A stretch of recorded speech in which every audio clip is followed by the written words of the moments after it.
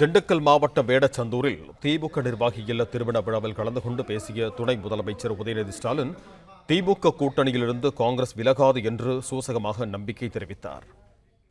மாலையிலிருந்து திண்டுக்கல் மாவட்டத்தில் பல்வேறு நிகழ்ச்சிகள் எங்கு சென்றாலும் மக்கள் வரவேற்பு, கழகத்தினுடைய உற்சாக எழுச்சி வரவேற்பு. இன்றைக்கு இந்த அரங்கத்திற்கு என்னுடைய வாகனத்திலிருந்து இறங்கி வரும்போது கூட உங்களுடைய எழுச்சியை, உங்களுடைய அன்பையெல்லாம் பார்த்துவிட்டு தான் வந்திருக்கின்றோம். முழுசாக மேடைக்கு வந்து சேருவேன் என்ற நம்பிக்கை எனக்கு கொஞ்சம் கம்மியாக தான் இருந்தது. என்னுடைய கைகளோடு நான் வருவேனா, முழுதாக வருவேனா அப்படிங்கிற சந்தேகம் இருந்தது. ஆனால் என்னைக்குமே கை நம்மளை விட்டு போகணும்.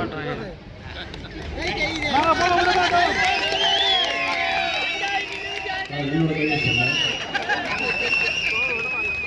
நம்பிக்கை இந்த மேல இருக்கக்கூடிய நம்பிக்கை அதே சொல்லிதான் சொன்னேன்.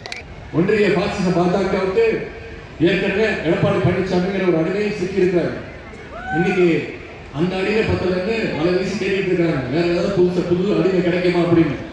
புது அடிமைகள் நிச்சயம் உங்களுக்கு கிடைப்பாங்க. ஆனா எத்தனை அடிமைகள் ஒன்னா சேர்ந்து வந்தாலும் ஒத்த கடைசி தொண்ட திமுகவுடைய பாஜக நிச்சயம் காலடி வைக்க முடியாது.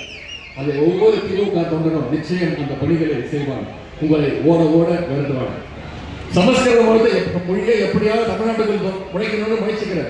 நீ 2500 கோடி இல்லை, நீ 10,000 கோடி கொடுத்தாலும் நான் என்னைக்கும் தமிழ்நாட்டுக்குள்ள உன்னுடைய புதிய கல்விக் கொள்கையை அனுமதிக்க மாட்டேன்னு தைரியமாக சொன்ன ஒரே முதலமைச்சர் நம்முடைய தமிழ்நாட்டு முதலமைச்சர் தான். மற்ற மாநிலங்களும் இன்னைக்கு நம்முடைய தமிழ்நாட்டு முதலமைச்சர் என்ன முடிவெடுக்கிறார்? ஒன்றிய அரசு ஒரு திட்டத்தை அறிவிச்சா தமிழ்நாடு முதலமைச்சர் ஏற்றுக்கிறாரா இல்லையா, அவருடைய ஸ்டாண்ட் என்ன அப்படின்னு மற்ற மாநில முதலமைச்சர்கள் கூடுதல் கவனிச்சுட்டு இருக்காங்க. தன்னுடைய கட்சியை ஆரம்பிச்சு எம்ஜிஆர் மகனே மறந்து போச்சு.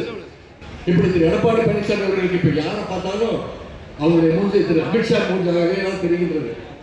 அந்த அளவுக்கு ஓனர்ஸ் கிட்ட விசுவாசத்தை காட்டிக் கொண்டிருக்கிறார்கள். குறைந்தது 200 தொகுதியில வெல்வோம், 200 படைப்போம் வரலாறு. குறைந்தது 200 தொகுதிகள் சட்டமன்ற தேர்தலில் திராவிட முன்னேற்ற கழகம் ஜெயிச்சு காட்ட வேண்டும் என்று சொல்லியிருக்கிறார். அந்த 200 என்ற கணக்கு முதல் தொகுதியாக இந்த வேடச்சந்தூர் நிச்சயம் இருக்கும். பிளே ஸ்டோர் மற்றும் ஆப் ஸ்டோரில் இருந்து பாலிமர் செயலியை QR கோடு மூலம் பதிவிறக்கம் செய்யுங்கள். செய்திகளை உடனுக்குடன் பெறுங்கள்.